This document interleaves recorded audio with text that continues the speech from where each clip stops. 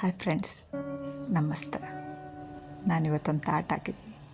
ನಿಮಗೆಲ್ಲ ಓದಿ ಅರ್ಥ ಆಗಿದೆ, ಜೀವನದಲ್ಲಿ ನಿಮಗೂ ಕೆಲವೊಂದು ಅನುಭವ ಆಗಿದೆ, ಅದ್ರ ಬಗ್ಗೆ ನಿಮಗೆ ಗೊತ್ತು. ಆದರೂ ನಾನೊಂದು ಸಲ ಅದನ್ನು ಓದ್ತೀನಿ ಮತ್ತು ನನ್ನ ಜೀವನದ ಕೆಲವು ಅನುಭವನೂ ಕೂಡ ಹೇಳ್ತೀನಿ ಫ್ರೆಂಡ್ಸ್. ನೋಡ್ಕೊಳ್ಳಿ ಫ್ರೆಂಡ್ಸ್. ಅಹಂಕಾರ ಫ್ರೆಂಡ್ಸ್. ನಾನು ನಂದು, ನನ್ನಿಂದಲೇ, ನಾನಿದ್ದರೆ ಎಲ್ಲ ಎಂಬ ಅಹಂಕಾರ ತಲೆಗೆ ಏರಿಸಿಕೊಂಡವನಿಗೆ ಯಾವತ್ತೂ ತನ್ನ ತಪ್ಪಿನ ಅರಿವಾಗೋದಿಲ್ಲ. ಕೋಳಿ ಕೂಗಿದರೆ ಮಾತ್ರ ಬೆಳಕಾಗುತ್ತದೆ ಎಂದು ತಿಳ್ಕೊಳ್ಳುವ ಮೊದಲು ಸಮಯ ಆಗಿದ್ದಕ್ಕೆ ಕೋಳಿ ಕೂಗಿದ್ದು ಎನ್ನುವ ವಾಸ್ತವ ಸತ್ಯ ತಿಳ್ಕೊಳ್ಳಿ ಫ್ರೆಂಡ್ಸ್. ಇದರಲ್ಲಿ ಅರ್ಥ ಆಗುತ್ತೆ. ಕೋಳಿ ಅಂದ್ಕೊಳ್ಳುತ್ತಂತೆ ಏನಂತ, ನಾನು ಕೂಗಿದ್ದಕ್ಕೆ ಬೆಳಕಾಯಿತು, ಎಲ್ಲರೂ ಕೂಡ ಎದ್ದಿದ್ದಾರೆ, ನಾನಿಲ್ಲ ಅಂತಂದರೆ ಈ ಜನಗಳೆಲ್ಲ ಹಾಗೇ ಮಲಗಿರ್ತಾರೆ, ಎದ್ದೇಳೋದೇ ಇಲ್ಲ, ಅವ್ರ ಜೀವನ ಸರಿ ಮುಂದುವರಿಯೋದೇ ಇಲ್ಲ ಅಂತ ಅಂದ್ಕೊಳ್ಳುತ್ತಂತೆ. ಅದೇ ರೀತಿ ಮನುಷ್ಯನು ಕೂಡ ಶ್ರೀಮಂತ ಮನುಷ್ಯ ಇರ್ತಾನೆ, ಇಲ್ಲ ಅವನ ಹತ್ರ ಎಲ್ಲ ಇರುತ್ತೆ, ಅವನು ಅನ್ಕೋತಾನೆ ಇಲ್ಲ ನಾನು ಮಾಡಿದರೆ ಮಾತ್ರ ಕೆಲಸ ಆಗುತ್ತೆ, ಇವರೆಲ್ಲ ನನ್ನಿಂದ ಮಾತ್ರ ಅನ್ನ ತಿಂತಾ ಇದ್ದಾರೆ, ನಾನಿಲ್ಲ ಅಂದರೆ ಇವ್ರು ಏನಕ್ಕೂ ಅಲ್ಲ, ತುಂಬ ಕೆಳಕೋಗ್ಬಿಡ್ತಾರೆ ಅಂತ. ಬಟ್ ಅವನಿಲ್ಲ ಅಂದ್ರೂ ತುಂಬ ಚೆನ್ನಾಗಿ ಜೀವನ ಮಾಡ್ತೀವಿ ಫ್ರೆಂಡ್ಸ್. ಉದಾಹರಣೆಗೆ ನನ್ನ ಜೀವನದನ್ನೇ ತಗೊಳ್ಳಿ ಫ್ರೆಂಡ್ಸ್. ನಮ್ಮ ಅಜ್ಜಿ ಒಬ್ಬರು ಇದ್ದರು, ಅವರು ರಿಟೈರ್ಡ್ ಟೀಚರ್ ಆಗಿದ್ದರು, ಅವ್ರಿಗೆ ತುಂಬ ಪೆನ್ಷನ್ನು ಕೂಡ ಬರ್ತಾಯಿತ್ತು ಫ್ರೆಂಡ್ಸ್.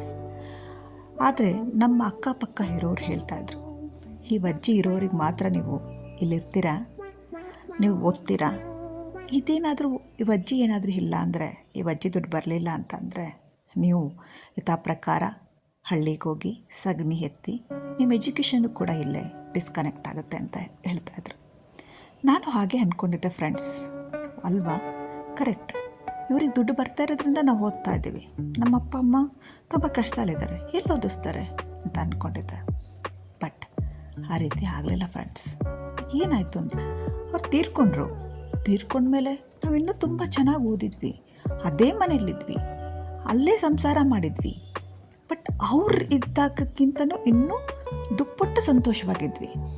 ಹಾಗನ್ನಿಸ್ತು ನನಗೆ, ಯಾರಿದ್ರೂ ಯಾರಿಲ್ಲ ಅಂದರೂ ಜೀವನ ಅನ್ನೋದು ಸಾಕ್ತಾ ಇರುತ್ತೆ.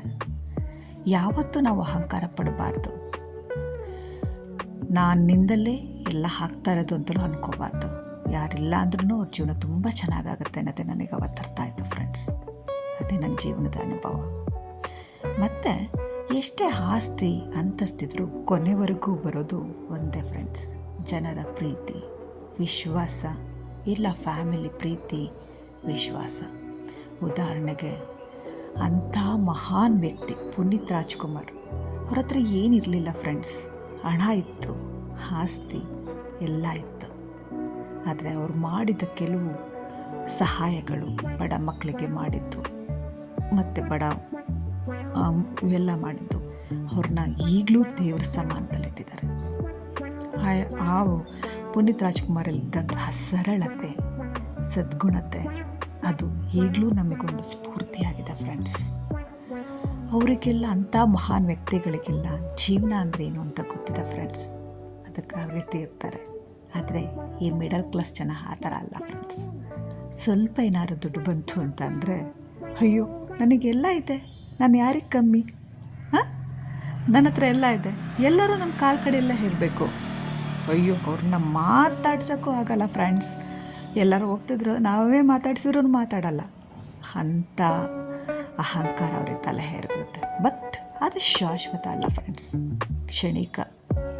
ಯಾವತ್ತೂ ಅದು ಹಣ ಆಸ್ತಿ ಅನ್ನೋದು ಹೋಗ್ಬಿಡುತ್ತೋ ಅವ್ರು ಆಟೋಮೆಟಿಕಲಿ ಕೆಳಗೆ ಬಂದುಬಿಡ್ತಾರೆ. ಜನ ಅಂತ ಅವ್ರಿಗೆ ಗೌರವವನ್ನು ಕೊಡಲ್ಲ ಫ್ರೆಂಡ್ಸ್. ಇದೆ ಫ್ರೆಂಡ್ಸ್ ನನ್ನ ಜೀವನದ ಅನುಭವ. ನಿಮಗೂ ನಿಮ್ಮ ಜೀವನದಲ್ಲಿ ತುಂಬಾ ಅನುಭವ ಆಗಿರುತ್ತೆ ಅಲ್ವಾ? ನಾನು ಹೇಳಿದ್ದು ನಿಮಗೆ ನಿಜ ಅನಿಸಿದ್ರೆ, ಸತ್ಯ ಅನಿಸಿದ್ರೆ, ನಿಮ್ಮ ಜೀವನದಲ್ಲೂ ಕೂಡ ಇಂಥ ಕೆಲವು ಅನುಭವ 100% ಆಗಿರುತ್ತೆ. ಅದನ್ನು ನನಗೂ ಕಮೆಂಟ್ ಮೂಲಕ ತಿಳಿಸಿ ಫ್ರೆಂಡ್ಸ್. ನಮ್ಮಲ್ಲಿ ಇದ್ದಂತಹ ಅನುಭವಗಳನ್ನ, ಇಲ್ಲ ಏನೋ ಒಂದು ಒಳ್ಳೆ ವಿಚಾರಗಳನ್ನ ಬೇರೆಯವ್ರ ಜೊತೆ ಹಂಚಿಕೊಂಡ್ರೆ ಅದು ಅವರಿಗೆ ಹೆಲ್ಪ್ ಆಗ್ಬೋದು, ಇಲ್ಲ ಅವರಿಗೆ ಜೀವನಕ್ಕೆ ಸ್ಫೂರ್ತಿ ಆಗ್ಬೋದು ಫ್ರೆಂಡ್ಸ್. Thank you for